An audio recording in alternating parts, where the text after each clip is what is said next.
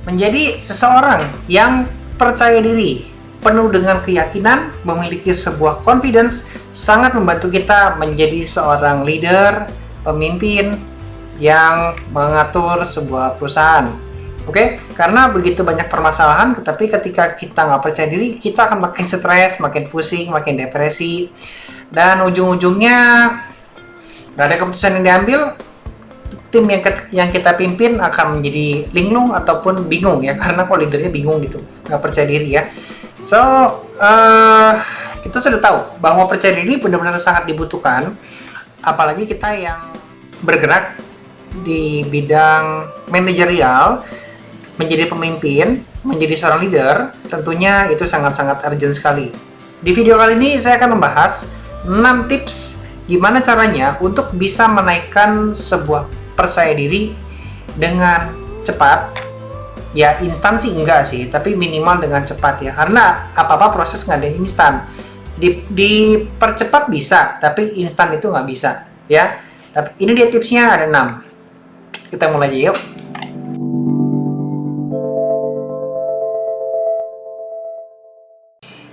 6 cara naikin percaya diri.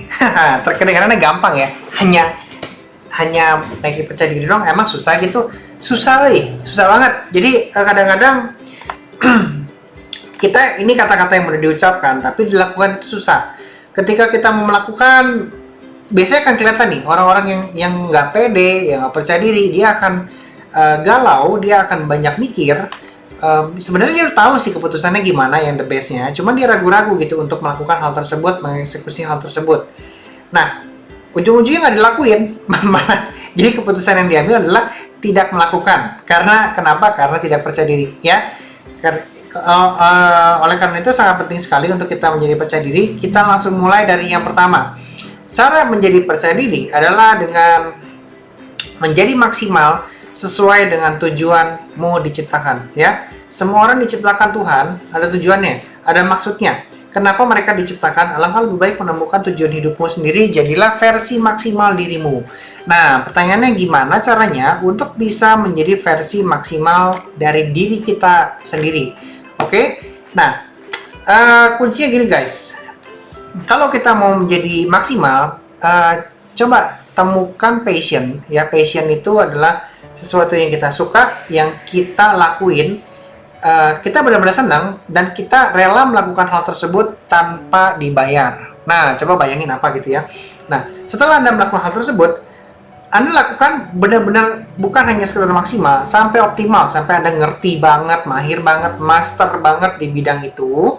Nah, dari situ nanti akan muncul rasa percaya diri. Kenapa? Karena Anda merasa lebih unggul dibandingkan orang lain. Dia nggak bisa loh, gue bisa loh. Dan skillnya cuma di 1, gue nih udah di 9 nih. Lu mah cupu. Nah, nanti karena kita merasa hebat dalam diri kita, udah dapat versi optimal, the best dalam sebuah skill, passion yang kita tekuni. Nah, dari situ bisa melahirkan yang namanya confidence. Oke? Memang pertama-tama itu perlu perjuangan sih, ya, dan perlu persisten di sana. Perlu perseverance, kayak bahasa itunya tuh, yang terbarunya tuh ya. Perlu persisten dan perseverance. Kemudian kita nggak boleh pantang menyerah di situ ya. Jadi pastikan Anda suka banget, jadikan itu sebagai legend sampai Anda benar-benar mahir. Ya, di situ nanti muncul akan yang namanya keyakinan. Next, untuk menjadi seorang yang confidence dan percaya diri, pastikan kita memiliki growth mindset ya. Kita harus mengembangkan ini, belajar dan terus mau belajar, haus untuk mendengarkan ilmu-ilmu dari mereka yang sudah sukses di bidangnya. Baca buku-buku mereka buat menambah ilmu. Oke? Jadi memang nggak bisa dipungkiri ya, salah satu syarat menjadi seseorang yang percaya diri adalah mempunyai banyak pengetahuan. Nah, ketika punya banyak pengetahuan, diajak ngomong nyambung, diajak komunikasi nyambung. Kenapa bisa nyambung? Karena kita tahu orang tuh ngomongin apa, kita punya pengetahuan di bidang itu, jadi ngomongnya nyambung. Ketika orang mulai mengapresiasi kita, menghargai kita, karena kita punya growth mindset, rajin belajar gitu, pengetahuannya banyak, maka kita akan muncul namanya confidence, alias percaya diri. Ya, jadi pastikan kita memiliki yang namanya growth mindset untuk menimbulkan confidence di dalam diri kita. Next, kita harus fokus ya, gitu. Fokus, fight one course until success. Kalau gue bilang bukan cuma follow one course, ikutin satu bidang, tapi fight on that one course. Bertarung, berjuang, action, latihan, sampai jam terbangnya punya di satu bidang itu sampai berhasil, minimal kelihatan hasilnya. Itu tadi yang saya bilang di slide yang pertama, fokus ya guys ya. Nah, banyak orang yang memiliki kelemahan di bidang fokus ini. Jadi kita ngomongin bisnis deh ya, ngomongin bisnis. Kalau bisnis itu kita jadi pemilik owner, jadi businessman gitu, itu kan bidangnya banyak banget. Ada operation excellence, ada ngomongin service excellence, branding, marketing, selling, team building, leadership, recruitment, segala macam. Bidangnya banyak sekali ya. Ada financial juga, cash flow juga. Waduh, gila, banyak banget. Nah, kita pastinya pusing dong ya. Yang mana dulu ya? Nah, pilih salah satu ya. Yang lain kita boleh setaunya dulu, tapi kita mastery di salah satu. Yang misalnya Anda suka selling, tekunin selling sampai jago, sampai Anda merasakan impact yang bisa Anda praktekkan sendiri, kelihatan hasilnya lah minimal gitu. Baru nanti Anda pindah ke yang lain. Misalnya ngomongin branding, Anda belajar lagi digital marketing misalnya. Tapi fokus dulu ya, satu dulu ya, baru Anda pindah lagi ke yang lain. Oke? Nah, kalau Anda pindah, nanti Anda merasa, aduh, ini gue pas-pasan, ini pas-pasan. Nanti karena Anda merasa pas-pasan, nggak ada rasa kemenangan dalam diri Anda, itu membuat confidence-nya jadi nggak muncul. Nah, fokus ini harus dilakukan. Nah, next-nya adalah kita harus perbanyak pengalaman. Nah, kalau kamu tergiur dengan WFH dan malah jadi keenakan dan rebahan, ini work from home ya. Sebaliknya, cari pengalaman sebanyak mungkin, nggak apa-apa nggak dibayar, karena pengalaman itu ilmu paling mahal yang nggak bisa dibayar dengan apapun. Oke? Salah satu syarat untuk kita bisa confidence, punya keyakinan yang bagus, percaya diri, banyak bergaul, banyak ngobrol ya. Jadi cari pengalaman ini bukan yang harus berguru sama orang bijak gitu. Bukan ya. Terus harus tua dulu gitu, enggak ya. Jadi kita bisa belajar, kita bisa nonton YouTube, kita bisa baca buku, belajar dari orang sukses di YouTube, ikut seminar. Banyak tuh sekarang Zoom meeting yang harganya tuh lebih murah, jauh lebih murah.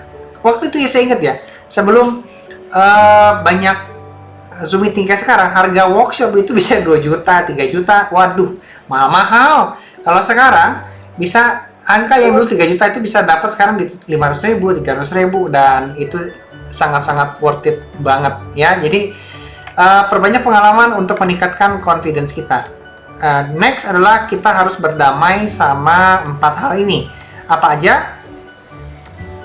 Hal itu adalah masa lalu dengan dirimu yang dulu ya, berdamai dengan ketertolakan dirimu yang pernah ditolak, berdamai dengan kekuranganmu, kelemahan dirimu, berdamai dengan kegagalan. Oke? Jadi maksudnya dengan dirimu yang dulu kan mungkin kita dulu punya trauma apa ya, yang membuat kita tuh selalu tertrigger. Aduh, dulu tuh gue pernah dibully ya, kalau sekarang emang nggak mungkin lah, pasti gue dibully lagi segala macam. Oke, berdamai, maafin diri kita yang dulu sehingga diri kita sekarang menjadi seorang manusia baru yang berbeda dari yang dulu. Berdamai dengan ketertolakan. Kalau dulu sering ditolak, pernah ditolak cewek, sekarang mah gue sudah beda, udah keren, gue sudah cakep, gue sudah ganteng. Dulu mah emang sih dulu masih cupu, ya beda dong sekarang. Pas lihat fotonya nih, beda nih. Ya, jadi kalau ketertolakan kita harus berdamai. Berdamai dengan kekurangan kita, oke? Nah, kalau memang kita menyadari kita punya kelemahan, jangan membodoh-bodohi diri kita. Aduh, gue teh bodoh. Itu karena salah fokus ya. Salah fokusnya di kelemahan. Harusnya kita fokus di kekuatan. Ih, gue teh keren nih, gue bisa gini, bisa gitu, bisa gini. Ya emang sih gue nggak bisa gitu, gampang lah, tinggal belajar. Ini aja gue bisa, masih itu nggak bisa. Itu dengan berdamai dengan kelemahan kita. Berdamai dengan kegagalan. Karena semua orang pasti pernah gagal. Ya, manusia, wajar. Karena gagal adalah belajar. Tanpa kegagalan, kita nggak pernah mendapatkan sebuah tantangan yang membuat diri kita bisa lebih berkembang. So, berdamai dengan 4 hal ini menjadi sangat penting untuk membangun sebuah confidence. Next, kita harus menciptakan privilege versimu. Kalau kamu tidak punya privilege, nggak jadi alasan buat kamu nggak pede. ciptakan privilege kamu sendiri. Privilege bukan hanya tentang keluarga yang kaya raya, tentang nilai-nilai hidupmu, pengalamanmu, ilmu pengetahuanmu, circlemu, dan pengaruhmu. Ya, cukup sekian. Oke, itu nggak usah dibaca.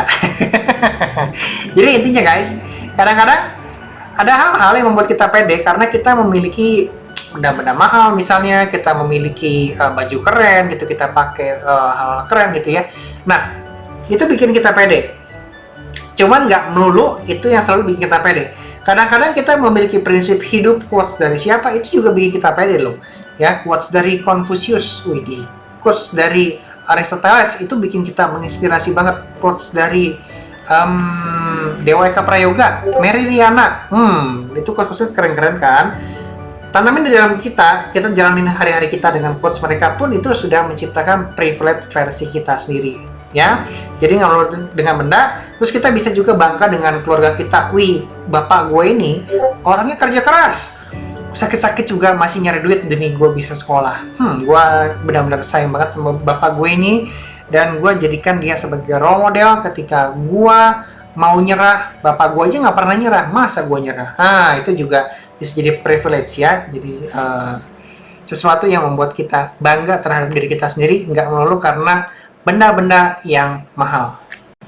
Oke guys, itu dia 7 tips, 7 apa 6 tadi ya, saya lupa ya, 6 apa 7 lah pokoknya antara itu, hal-hal yang bisa meningkatkan confidence kita. Harapannya kita bisa menjadi lebih pede, dan ketika bisa menjadi lebih pede, skill-skill kita yang sudah kita miliki sebelumnya, itu bisa kita sharing kepada orang. Syaratnya mesti pede dulu. Kalau nggak pede kan nggak bisa sharing dong, nggak bisa ngomong dong, nggak bisa presentasi dong.